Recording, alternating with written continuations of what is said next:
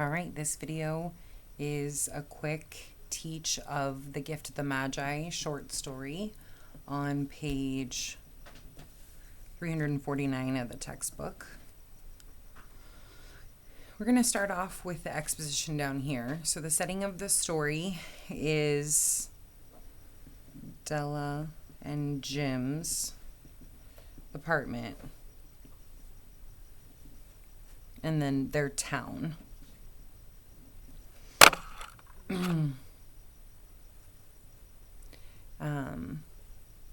The time period is not specifically given, but let's say we're in the early 1900s in America somewhere, probably East Coast community.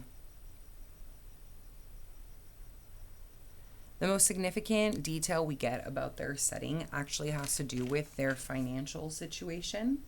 The text tells us that they had lived in a former period of prosperity when they were being paid $30 per week, but now they had an income that had shrunk to $20 a week. So $20 a week income.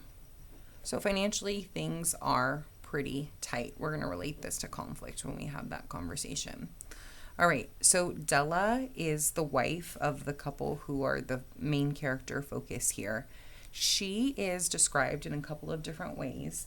So on page 350, it tells us that she saves money, pennies at a time, by, quote, bulldozing the grocer and the vegetable man and the butcher until they basically give her a deal on whatever product she's trying to buy. So she really is aggressive or forceful in trying to save money. We also learn about her that she has, through this, saved $1.87 to buy her husband Jim a Christmas present. I'm gonna pause there for a second because that is part of the setting. So it's Christmas time, maybe even like Christmas Eve. So she wants to buy her husband a gift for Christmas that is good enough for him. So Della is crying when we meet her because she's so sad that she's only saved up this little amount of money, and she is sad because she won't be able to buy Jim a gift that she feels is worthy of him. So she loves Jim very much. She is forceful in meeting her goals. Her first goal being to try to save money with the grocery bills, which she has been able to, but only a little sum. She has beautiful hair, which is one of her prized possessions. Jim, we don't get a lot of description about him except that he has had his income reduced, and other than that, he's not largely in the picture right here in this first part of the exposition. So the inciting incident here actually has to do with kind of something that we just mentioned. So Della wants to buy Jim a worthy gift, but only has $1.87 to meet that goal.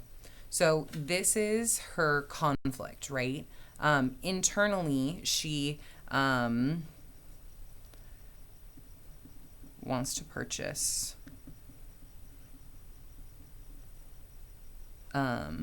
something nice enough for Jim. Okay, so that's part of her conflict, has to do with the inciting incident. So after she establishes this conflict within herself, she takes a couple actions. So she visits Madame Sofroni and sells her hair. So she cuts it short and then sells it to Madame Safrani. She makes $20 for this. She then goes to the stores that are available to her, that are open and close to her. And the language is Della buys a watch chain for Jim. She spends all the money that she earned. We learn more about her character here because after she gets the $20 on page 352, the text tells us, the next 2 hours trip by on rosy wings. Forget the hashed metaphor. She was ransacking the stores for Jim's present. So the word ransacking, again, implies quite a bit of forcefulness. And why is she doing this forceful action? She's ransacking stores for Jim's gift. So again, we see her very purposeful and determined in this one goal that she has. Okay, so she buys the watch chain for Jim. The watch has quite a description. On page 352, it's described as a platinum fob chain, simple and chaste in design, properly proclaiming its value by substance alone and not by meticulous ornamentation, as all good things should do. It was like him. It possessed quietness and value. So the watch reflects what she believes to be true about Jim. So now we're down here because Jim's further characterized. So he's quiet, but he's a man of value, right? Or substance, just like the watch that she found for him.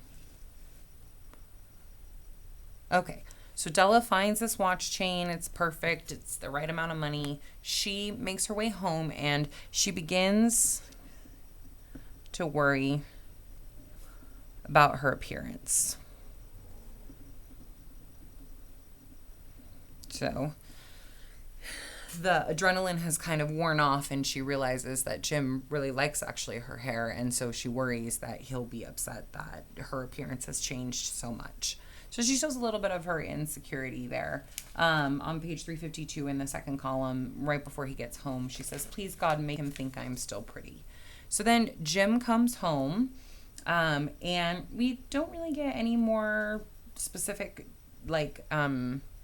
descriptions about him, but we do see the way that he reacts to the hair, which is caught off guard, but not really showing any emotion, right? So Jim reacts strangely to Della's short hair. But he kind of gathers himself, right? Takes a breath. Okay. She starts to kind of panic that he's really upset and doesn't think she's pretty anymore. So on page 354, he finally says, don't make any mistake, Dell. That's what he calls Della. He said about me, I don't think there's anything in the way of a haircut or a shave or a shampoo that could make me like my girl any less. But if you'll unwrap the package, you may see why you had me going a while at first. So she unwraps his gift, and this is the climax of the story, right? Because we're finally figuring out how is Jim going to like the gift, right? That's the last part of the inciting incident, that it's going to be worthy of him. So the climax is Jim reveals his gift for Della, which are combs. And on page 354, it describes the combs. It says, for there lay the combs, the set of combs side and back that Della had worshipped for long in a Broadway window.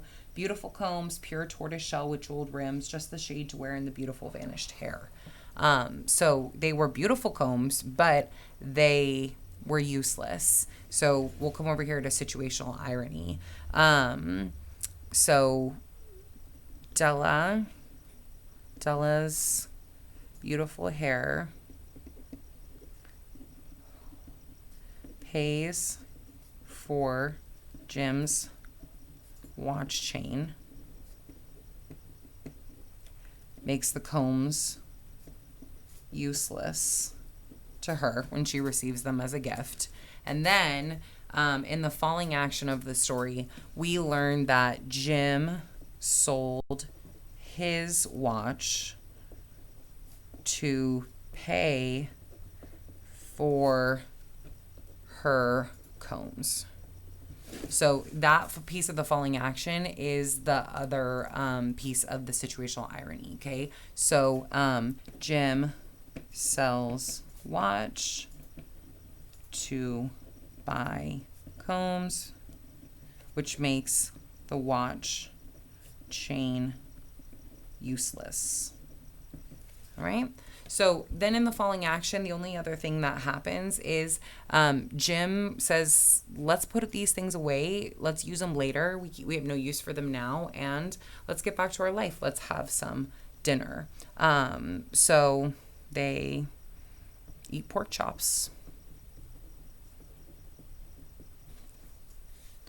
So the point of view has a lot to do with the resolution of this story. So starting on page 354, the last paragraph, this is one of the paragraphs that we look at to make very clear the point of view of the story, which is actually first person. And it's the only story we read with this point of view. So quotes from the text that say, I have lamely related to you the uneventful chronicle of two foolish children in a flat who most unwisely sacrificed for each other the greatest treasures of their house.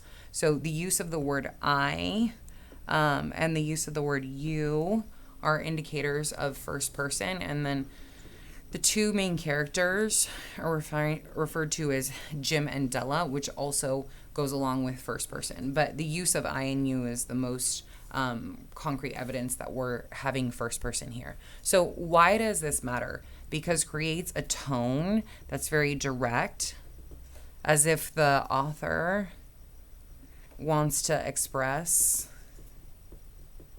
or teach a moral, right? Like, what is the moral of the story? So here he brings up the idea of the Magi, the title Magi in the story. And so the background of the Magi is they're the three wise men